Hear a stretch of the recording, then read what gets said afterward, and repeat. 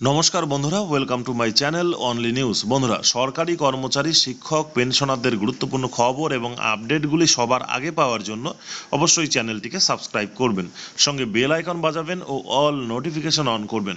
বন্ধুরা, 15ই July supreme কোর্টে ডিএ মামলার শুনানি। তার আগেই দুটি বড় পদক্ষেপ আন্দোলনকারীদের। আমরা দেখে নেব বিস্তারিতভাবে। খবরটি নিউজ পোর্টালে প্রকাশিত হয়েছে। বন্ধুরা দেখুন কি বলছে ডিএ কেস। 15ই জুলাই সুপ্রিম কোর্টে ডিএ মামলার শুনানি। তার আগেই দুটি বড় পদক্ষেপ আন্দোলনকারীদের।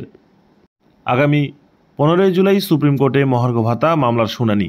তার আগেই দুটি বড় পদক্ষেপ নিয়ে রেখেছেন সরকারি কর্মীরা। তারা বিরোধী দলনেতা শুভেন্দু অধিকারীকে চিঠি লিখেছেন। ডিএ বা মহার্ঘ ভাতা ইস্যুটিকে বিধানসভায় উত্থাপন করার আবেদন জানিয়েছেন। পাশাপাশি সুপ্রিম কোর্টে ডিএ মামলার দ্রুত নিষ্পত্তি নিয়ে চিঠিও লিখেছেন সংগ্রামী যৌথ মঞ্চ। গত 18ই মার্চ সুপ্রিম কোর্টে ডিএ মামলার শুনানি হওয়ার কথা ছিল, কিন্তু সেই সময় মামলাটি আদালতে ওঠেনি। এই মামলার পরবর্তী শুনানির কথা আগামী 15ই জুলাই। যৌথ সংগ্রামী মঞ্চের সূত্রের খবর, ডিএ মামলার দ্রুত নিষ্পত্তি চেয়ে সুপ্রিম কোর্টে চিঠি লিখেছেন তারা। সাধারণ সম্পাদক ভাস্কর ঘোষ জানিয়েছেন, সুপ্রিম কোর্টের প্রধান বিচারপতি ডিওয়াই চন্দ্রচূড়কে চিঠি দিয়ে এই মামলার পার্টি হওয়ার ইচ্ছে প্রকাশ করেছে সংগ্রামী যৌথ মঞ্চ। বারবার ডিএ মামলার শুনানি পিছিয়ে যাচ্ছে, এবার যাতে আর পিছিয়ে না যায় তারও আবেদন জানানো হয়েছে শীর্ষ আদালতে।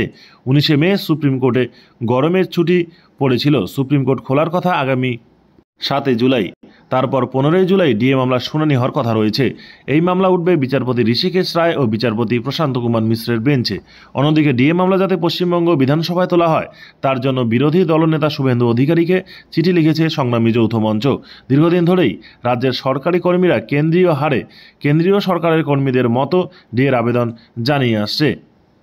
ধর্না অবস্থানেও বসেছে তারা, কিন্তু এতদিন পর্যন্ত তারা ডিএ ইস্যুতে রাজনৈতিক হস্তক্ষেপ চায়নি। কিন্তু এই প্রথম তারা ডিএ ইস্যুতে রাজনৈতিক হস্তক্ষেপ চাইল।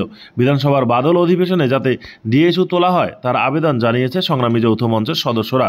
যদিও এর আগে ডিএ আন্দোলনকারীদের পাশে দাঁড়িয়েছিল বিজেপি, সিপিএম, কংগ্রেস। সম্প্রতি বিজেপি নেতা শুভেন্দু অধিকারী বর্ধিত ভাতার 40,000 টাকা ডিএ আন্দোলনকারীদের দিয়েছেন।